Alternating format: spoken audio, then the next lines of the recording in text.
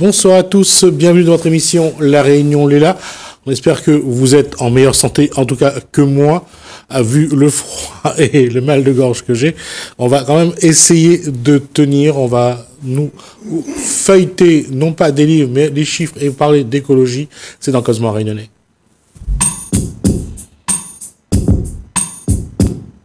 Bonsoir, Koulsou Molibou. Bonsoir, Jesmy. Je suis content que vous êtes en bonne santé. Oui, j'ai la forme, j'ai la pêche. Et on reçoit Johnny Lebon. Bonsoir. Oui. Bonsoir, Johnny. Et donc, vous revenez, comme chaque mois, nous faire des petites chroniques sur l'écologie. J'ai vu que vous avez eu énormément de dates de dédicaces aussi. Vous dédicacez un peu partout votre livre, je le remontre, Regarde un Yab sur l'évolution de son petit pays. Et... bon, il y a le chasseur de guêpes aussi que vous dédicacez en même temps. Et puis, j'ai vu aussi des écritures dans les journaux au sujet du courrier des lecteurs, où vous vous êtes exprimé. Oui, je me suis exprimé parce que, au même titre que la COP27 à Sharm el-Sheikh en Égypte, la Nordève a organisé le 9 et le 10 un salon qui s'appelait Ambition Planète. Et moi, j'ai fait un courrier où j'ai intitulé ça une énième tartufferie, non, une énième gabégie des écotartuffes technocrates. Non, un énième salon des écotartuffes technocrates. Parce que en regardant les personnes qui faisaient partie des animateurs du salon, c'est reprendre des acteurs de l'ancien monde pour nous faire croire qu'on va nous faire un nouveau monde. Donc, on ne peut pas faire un nouveau film en gardant le même scénario et en gardant les mêmes acteurs. Quand on voit des grandes instances pro-patronales, des dirigeants d'ex-confédérations syndicales agricoles, comment nous prôner une nouvelle écologie en reprenant les acteurs qui ont amené l'état dans lequel on est, l'état de destruction écologique dans lequel on est aujourd'hui. Et aujourd'hui, on leur souhaite de prendre quand même conscience. On leur souhaite quand même. Je suis sceptique en regardant la façon dont ils nous font miroiter qui sont des écologistes et alors qu'ils restent dans le même modèle de productivisme, dans une économie d'extraction, dans une économie linéaire, dans une économie polluante. On ne peut pas avancer au niveau écologique au même titre que la COP27 et arriver en jet privé. Je veux dire, où est la cohérence? C'est la même chose que je te disais. Pour les opérations, plantons des arbres. Moi, je suis pour l'opération planter des arbres. Bien sûr. On en plante 1 million, on en plante 2 millions, on en plante 3 millions. Je serai là pour vous aider s'il faut donner la main. Par contre, je me pose la question de savoir où est la cohérence entre planter des arbres qui vont mettre 30 ans à pousser, au minimum, entre 10 et 30 ans pour pousser, si c'est des arbres endémiques ou indigènes, et arracher au même temps des arbres en donnant les terrains fonciers aux promoteurs immobiliers, les requins de l'immobilier, moi j'appelle ça les requins de l'immobilier, ou les tartuffes de l'agroalimentaire, l'agro-industrie. On rase la terre réunionnaise est spoliée, la terre réunionnaise est détruite au profit du béton. Là, j'ai regardé les statistiques d'un organisme qui s'appelle l'Agreste, qui travaille avec la DAF, Direction de l'Agriculture et de la Forêt. Quand on regarde la surface agricole utilisée, on perd en surface agricole utilisée. Alors qu'on nous dit il faut qu'on rentre dans le modèle d'autonomie alimentaire, d'autonomie énergétique. La cohérence, elle est où? On perd peut-être parce qu'on a aussi ce problème de se loger à l'île de la Réunion. C'est peut-être. Effectivement, j'ai déjà abordé cette thématique. Oui. Donc peut-être que l'un dans l'autre, on est dessus, ou bien vous faites allusion à ces projets que l'on fait sur d'autres endroits. En matière de logement, il y a une réalité. C'est qu'on construit, on dit qu'on a besoin de 23 000 ou 25 000, aujourd'hui 25 000 logements. Ce chiffre est malheureusement pas vrai. Parce qu'il y a à La Réunion un certain nombre de logements qui sont inoccupés. Ça, c'est déjà une réalité. Et l'autre réalité, c'est qu'on dit on va construire éco. Et c'est encore pire qu'avant. Bien sûr. Alors, expliquez-moi. Parce que quand on utilise de nouveaux matériels... Bon, je prends un exemple. La dernière fois, je suis allé à un séminaire. L'intitulé du séminaire, c'était « Êtes-vous au courant ?» Êtes-vous au courant, Oui, avec un point oui, d'interrogation. oui, oui. Et après, la thématique dessous, c'était « La voiture électrique est-elle économique et écologique ?» avec un point d'interrogation. J'ai écouté la conférence des deux messieurs. Dès qu'ils commencent, ils disent « Ah, ils n'ont pas de conflit d'intérêt. » Par contre, un est vendeur pour une grande succursale locale de l'automobile. Et l'autre, pareil, c'est un conférencier. Ils ont passé leur temps de leur conférence à vanter les mérites de la voiture électrique. Ils ont tout fait. Ben, moi, j'ai dit au monsieur, ben, dans ces conditions, ne mettez pas la voiture électrique est-elle économique et écologique, mettez avec un point d'interrogation, mettez la voiture économique est écologique et économique. Parce que vous êtes venus juste pour nous montrer, pour nous imposer votre modèle. La voiture électrique, c'est pas la solution. Parce que, posons-nous les questions, le lithium, le lithium, c'est ce qu'on trouve dans les batteries qui sont fabriquées, tous les matériaux qu'on met dans la voiture électrique, elles sont plus polluantes et plus impactantes pour l'écosystème de la Terre, des écosystèmes de la Terre, que la voiture conventionnelle. Ben, y a un souci quand même. Je veux dire, c'est une façade. On fait que de l'écologie de façade. C'est la même chose la COP27. C'est la même chose. C'est les prédateurs de l'immobilier, les prédateurs, les lobbying internationaux qui font pression et qui font des études partisanes pour faire croire qu'on avance dans un modèle vraiment de préservation et de conservation, alors qu'on est toujours dans le modèle de pillage, d'extraction, de destruction. Il n'y a que ces mots. Pour moi, c'est pour ça que j'ai appelé ça la tartufferie. Parce que c'est des masques. Oui, parce que si on cherche à bétonner notre littoral, parce que notre littoral est quand même déjà bien bétonné, hein, le béton a envahi déjà notre littoral. Si on cherche à poursuivre cette politique, on va se retrouver bientôt dans... on est déjà dedans, parce que regardez les statistiques de la surface agricole utilisée, ou le schéma d'aménagement régional, le schéma de cohérence territoriale et tout ça, nous avons la même chose. C'est-à-dire qu'ici, nous n'avons plus de sol artificiel que la France métropolitaine, alors que nous, c'est un territoire, nous fait 2512 mètres carrés. Vous parlez de sol artificiel, kilomètres carrés, pardon. Sol artificiel, c'est ça? C'est-à-dire, oui, l'artificialisation de nos littoraux, tu parlais de nos littoraux. Oui. On a plus d'artificialisation à La Réunion qu'en métropole. Le taux d'artificialisation en métropole, je crois que c'est 9%. Ici, on doit être aux alentours de 11%. Là, j'ai regardé, comme je t'ai dit, les chiffres de la Grèce. Par exemple, moi, je prends ma ville Saint-Louis, par exemple. On a perdu 12%, entre 2010 et 2020, on a perdu 12% de ce qu'on appelle le SAU, surface agricole utilisée. C'est-à-dire, pourquoi on a perdu ça? Parce que on est passé dans toutes les villes de La Réunion, où vous allez voir que là, tu as mettre béton partout. Et tout ça, qui s'est gagné dans tout ça? À nous, créoles, nous gagnons quelque chose dedans, nous ne gagnons pas rien dans la nous. Ce qui gagne, c'est nos requins de l'immobilier. C'est parce que les gens qui achètent ça, moi, m'a lancé un truc au niveau de l'ADL et la SREPEN, m'a mis une action contre un promoteur immobilier que va mettre sur ma ville 8 villas F4 dans un endroit qu'on a des âmes, on a 30 ans. Qui ça gagne acheter 8 villas F4? Est-ce qu'un créole, même s'il travaille, il est fonctionnaire, il ne gagne pas acheter ça? Parce qu'il profite qu'à une catégorie élitiste. Il profite qu'une catégorie élitiste. Il faut le dire les choses comme il est. C'est-à-dire que nous, ici à La Réunion, nous les brider parce qu'ils veulent laisser à nous dans la soumission néocolonialisme. Nous reste toujours dessous même. Alors la ville juste à côté de Saint-Louis, c'est la ville de Étang-Salé-Léo. Et à l'Odyssea, donc évidemment, je suis passée et j'ai vu le centre-ville, la route principale où on passe, ces gros manguiers. Je ne sais pas si vous vous souvenez, ces gros manguiers qu'il y avait à côté de la boutique chinoise, là, et ben là, ils ont monté énormément. Pour mettre du béton. Voilà, donc toute cette partie-là était quand même ce sont des rayonnés qui ont vendu leurs terres. Parce que cette partie-là appartenait à des locaux. M'y pose la question. Nous l'avons encore dans le système d'avant la Révolution française. Nous l'avons encore dans l'Ancien Régime. Pourquoi nous, créoles, nous ne gagnons pas sorte dans la division?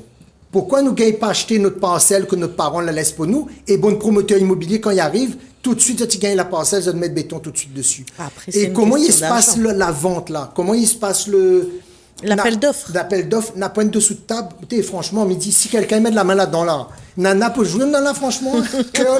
Nana peut regarder. Alors, juste une question sur ce qu'on appelle les transactions financières et immobilières.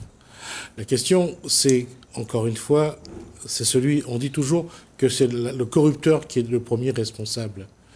Mais est-ce que derrière ces transactions, est-ce qu'il n'y a pas aussi des gens qui veulent se débarrasser de leur terrain, ils ne veulent pas profiter de l'argent aussi? Il y a aussi cet attrait-là. Oui. On ne peut pas dire seulement ceux qui vendent les terrains, c'est qu'à un moment donné, ils veulent s'en débarrasser.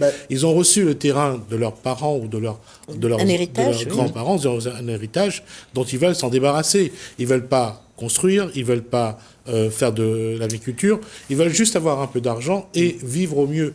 Donc, je veux dire, on ne peut pas critiquer seulement ceux qui font de la transaction immobilière. Posons-nous les bonnes questions, Gismi. Oui. Est-ce que on fait une enquête publique, nous demande toute créole de la Réunion, si ils veulent l'accession à la propriété, toute créole va dire oui, ils veulent sur le terrain. Oui, mais est-ce qu'il est prêt à le faire? Je veux dire, parce qu'il ne donne pas les moyens, parce que les taux d'imposition sont trop forts. Non, je ne suis pas tout à fait d'accord. Je veux dire qu'il faut aussi être conscient qu'il y a des gens qui veulent s'asseoir et attendre que ça leur tombe directement dans le bec. Ça, c'est une réalité aussi. Et il y a... Depuis 1984, avec l'instauration du RMI, il y a une bonne partie de la population, que ce soit ici ou ailleurs, des gens qui profitent de ça. Et la seule éducation au travail qu'ils ont, c'est d'aller chercher leur argent au gabier lorsque ça tombe.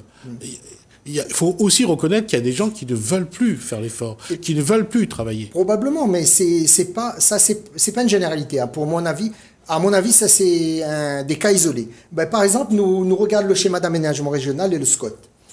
Les nouvelles politiques qui vont sortir vont obliger l'État, l'Union européenne va obliger, dans le cadre de ces aménagements-là, de prendre en considération des préconisations du GIEC. Parce qu'on ne peut plus continuer comme ça. Moi, je suis allé voir un permis de construire en mairie pour la villa, justement, les 8 villas F4. C'est en limite UCL, ce qu'on appelle limite constructible. C'est en limite zone protégée. Et tu sais ce que la personne de l'urbanisme a dit? Ah ben oui, le promoteur immobilier achète la vue. Ça va comme ça. Parce que lui, la moyenne achète la vue, il donne à lui le terrain, même s'il passe au-dessus des lois. Mais depuis, un problème. Depuis la création en 1986 de la loi de défiscalisation, c'est d'avoir créé j'allais dire, un appel d'air pour ceux qui avaient de l'argent. Et ça a bien marché. Ça profite qu'une catégorie.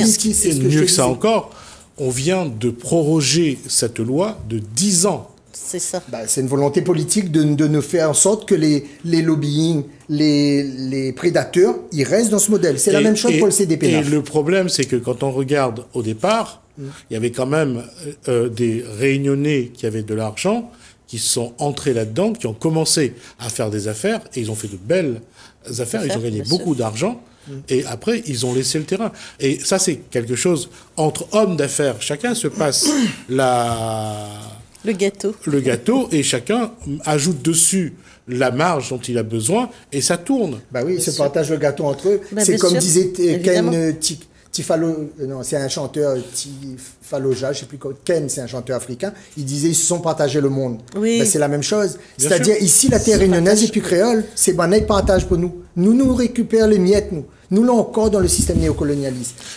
Parce que certains créoles le permettent juste la question du CDPNAF, parce qu'il n'y a pas beaucoup de temps, ça y tient à cœur. Le CDPNAF, moi, on a ici une liste d'élus que l'a signé en commission permanente du 20 octobre 2021, en demandant qu'ils enlèvent l'avis simple, qu'ils enlèvent l'avis conforme et qu'ils mettent un avis simple. Pour moi, ça, c'est ouvrir une boîte de Pandore encore une autre fois. Parce que si nous la rouvre cette boîte de Pandore-là, c'est la porte ouverte à la destruction de l'aménagement. Moi, là, une ancienne du Conseil général, une nouvelle du Conseil régional, ne cite pas de nom. Moi, là, mettre un poste pour elle, m'a demandé à elle, Monsieur Vergès, Feu Paul Vergès, que l'avait écrit un livre que moi l'a cité dans mon premier livre, il appelle Du Nil au monde, il avait dit arrête bétonner nos hauts, fais en sorte végétaliser à fond les bas. Moi, je reprends notre terme, moi, il dit arrête amène la civilisation dans la nature, amène la nature dans la civilisation. Parce que si nous rouvrons la porte du CDPNAF, Les vrais que la créole peut-être a besoin d'un terrain agricole pour construire un petit cadre pour nos enfants. Mais le problème, c'est que nous n'aurons pas assez d'argent pour combattre bon promoteur là. Si nous la rouvre la boîte de Pandore, c'est la porte ouverte à n'importe quoi dans les hauts. Pour revenir sur la dame du conseil régional, m'a dit elle, si M. Paul Verger, si il a la possibilité de voir de là où il est, il doit retourner dans sa tombe. Parce qu'une militante communiste qui prône normalement le communisme, il doit être proche du peuple. Hein? Ça, c'est un slogan. Hein. Non, voilà, c'est une facette, oui. C'est une façade. Oui. Une facette même. Oui, oui, parce que si Staline était proche du peuple... Il n'a pas empêché de tuer le maximum. Il a quand même zigouillé un certain nombre de personnes. Non, mais tout ça pour dire, là, le maximum qu'il faut nous faire, c'est nous préserver. Arrête de donner terrain n'importe comment pour un promoteur là. Fais en sorte de conserver le maximum de parcelles agricoles pour que nous puissions planter pour nous manger. Oui. Nous avons une conjoncture géopolitique, n'est pas bon. Et ça continue à amplifier. Les statistiques qui commencent déjà à sortir, ils disent où nous ça rentre dans une inflation dure l'année prochaine. À 2 chiffres. À deux chiffres. Une inflation à 2 chiffres. Il veut dire que le fossé, ça continue à creuser même. Oui. Ça n'en a trop, va continuer à monter, il va gaver même. Et ça n'en a point, il sera toujours à terre. Le message qu'il faudrait peut-être passer à nos familles, aux familles qui ont encore des terres. Plante pour nous manger, occupe notre terrain. Voilà, et puis de ne pas vendre. Vendre pas. Alors oui, même c'est vrai que certains, comme disait Gismi, sont dans la difficulté et que c'est pour eux aussi un moyen de s'en sortir ou de vivre un peu. Parfois, c'est difficile de ne pas vendre, mais peut-être que le message reste essayons de garder le patrimoine qu'on a reçu. Fait le maximum pour protéger le foncier agricole. Vous voyez, nous on a des friches. Combien de fois moi, il passe, que ce soit dans ma ville ou des trucs, moi, après, moi, la tête avec la mère de ma ville la dernière fois, parce que moi, là, m'y connaît, elle n'est pas comme ça. Il m'a dit, excuse-moi. Moi, là, pris le micro, moi, n'avais pas peur de dire, elle me dit, pareil, où sont, moi, climato-sceptique. Il n'était pas content qu'on m'a dit ça. Moi, là, excusez-moi, parce que m'y voit que les politiques que lui mène chez Saint-Louis, Madame la maire de Saint-Louis, elle y mène de bonnes politiques. Moi, dit elle, quand les bons, me dit les bons. Par contre, s'il n'est pas bon, là, moi, je n'ai pas tenu par aucun parti politique, moi, pas de lien avec personne. Me dit ce que m'y ressent, parce que moi, mon intérêt, c'est pas mon intérêt financier, c'est pas un intérêt personnel. Le vrai combat qui anime à moi, c'est protéger la terre réunionnaise.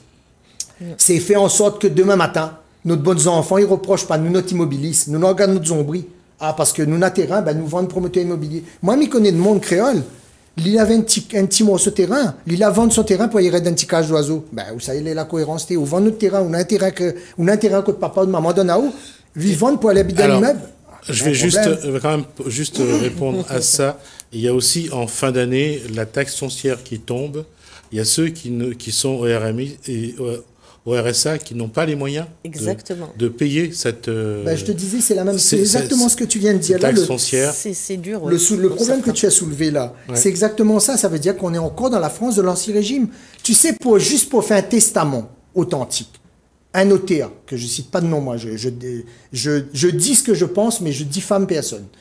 Un notaire m'a demandé 230 € pour un testament authentique. Alors, si je fais un testament holographe, c'est-à-dire je fais un papier, je signe moi-même, le testament holographe, il est autant valable que le testament authentique. La seule différence, c'est que si tu vas au tribunal, au niveau juridique, le testament authentique, il a plus de poids que le testament holographe. Mais tu sais, juste pour te faire signer un papier, il te demande 230 €.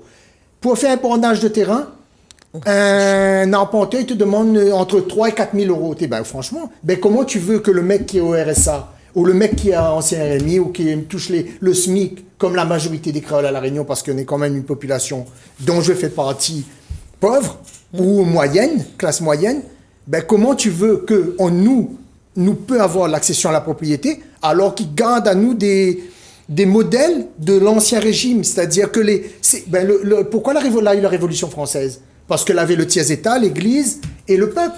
Ne peut pas révolter la capoter.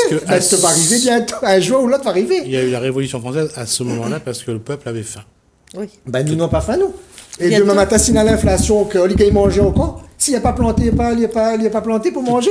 Peut-être qu'à ce moment-là, ceux qui ont faim vont réfléchir à ce qu'il faut faire pour pouvoir manger. Oui, mais je suis d'accord avec toi, Gismi, mais il faut qu'on nous donne les moyens. C'est-à-dire que tous ces taxes... Je crois qu'il y a un moment, Johnny Lebon, il faut aussi demander à ceux qui sont acteurs de prendre leur responsabilité et de se battre et de ne pas attendre que ça tombe toujours dans leur bec. Parce que je suis d'accord sur beaucoup de choses que Johnny Lebon a dit, mais je suis aussi conscient qu'il y en a beaucoup aujourd'hui qui attendent que ça leur tombe dans le bec et que c'est cuit.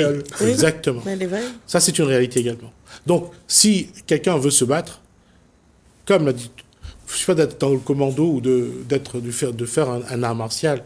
Il faut aussi se lever et essayer de chercher des réponses aux questions qu'il y a. Moi, je suis pour ce qu'on appelle l'AIMISA. Je ne sais pas si vous connaissez, c'est quoi AIMISA? Non. Gandhi, c'est la non-violence. L'action par la non-violence. Moi, je ne suis pas violent. Hein. Je veux dire, je ne fais pas des actions, je vais sur le terrain, je suis activiste écologique, j'ai déjà dit. Je vais sur le terrain, je discute avec les gendarmes comme je discute avec un être humain.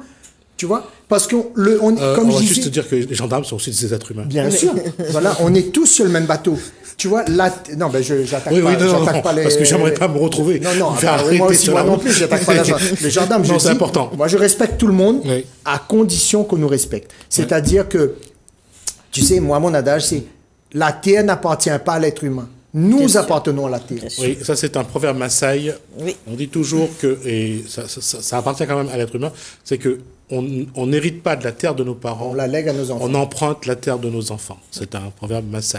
Et que nous sommes que des invités, là. Exactement. Et d'ailleurs, je remercie notre invité, Johnny Lebon. Il y a encore d'autres choses. On arrive à la fin. Bon, on se donne rendez-vous pour la prochaine émission. On va marquer une pause. On se retrouve juste après avec une autre invitée, cette fois-ci de Koulsoum Libou.